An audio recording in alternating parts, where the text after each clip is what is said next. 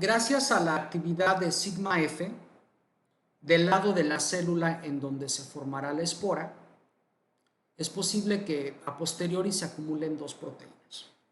SPO2R está, digamos, en la frontera de la célula madre y el precursor de la espora, que en inglés le dicen forespore. Y aquí de este lado también tenemos el sigma G, el cual pues participa para activar la transcripción de genes tardíos de esporulación.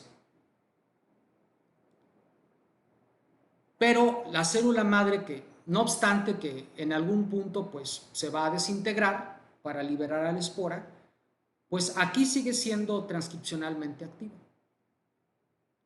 SPO2R, que depende, insisto, de sigma F para acumularse, va a inducir un cambio conformacional en una proteasa que está de este lado con la célula madre, una proteasa que se llama SPO2GA. Y espero que recuerdes que había mencionado que una de las proteínas que inicialmente se acumula es el factor sigma E, que es más grande de lo normal y eso le impide operar para el inicio de la transcripción de sus genes blancos. Pues esta proteasa lo que hace es remover el pedazo que tiene de más y entonces ya queda del tamaño adecuado para regular el inicio de la transcripción de sus genes blancos. Uno de los genes blancos de sigma E es SIGK, que codifica para un factor sigma. El detalle de la proteína que resulta de la traducción del transcrito SIGK es que la proteína es más grande de lo normal e inactiva. Es decir, es lo mismo que acabo de explicar para prosigma E. De hecho, si te fijas, la forma es casi igual.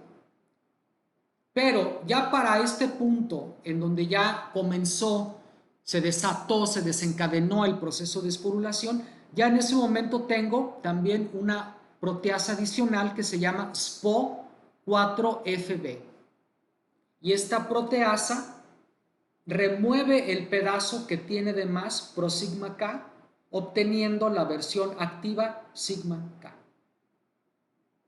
Y este, que ya es del tamaño idóneo, puede entonces participar para que inicie la transcripción de sus genes blanco, que son los genes tardíos de esporulación. Resaltan genes que tienen que ver con la síntesis y acumulación de péptidoglicano y bueno, polisacáridos modificados que son parte de la estructura de la espora.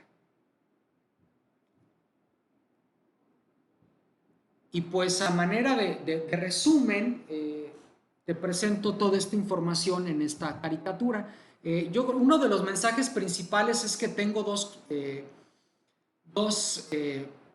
compartimentos, es decir, la espora en formación y la célula madre, pero la actividad en ambos lados depende de lo que pasa en el otro. Por ejemplo, sigma F, que es activo aquí, en la espora en formación, si está acumulado aquí sigma F, es porque se sintetizó de este lado gracias a que SPO0A posicionó a sigma A en el promotor de este gen. Nada más que en la célula madre sigma F no puede cumplir su función porque hay un factor antisigma. De este lado sí puede, porque SPO2AA es el factor anti-antisigma, que nulifica la actividad de este de aquí. Y gracias a que este puede trabajar en la espora información, es que se acumula sigma G, que también induce la transcripción de genes de esporulación, y de la proteína SPO2R, que a su vez estimula un cambio conformacional y activación de la proteasa SPO2GA, que corta a prosigma E y con ello obtiene una versión activa de sigma E, el cual producirá prosigma K, que también recibirá un procesamiento proteolítico mediado por SPO4-FB para producir sigma K. Entonces, de alguna manera, lo que vemos aquí depende de acá y viceversa. Ese es uno de los mensajes importantes, y que pues hay cascadas de factores sigma. Que este proceso, por sencillo que parezca, depende de la actividad secuencial de diferentes factores sigma. Pues con esto yo creo que se obtiene un panorama general de la regulación de la esporulación a nivel molecular en Bacillus subtilis, y si te interesa más conocer este tema, espero que con esta información que he compartido tú puedas luego conocer mucho más. Hasta pronto.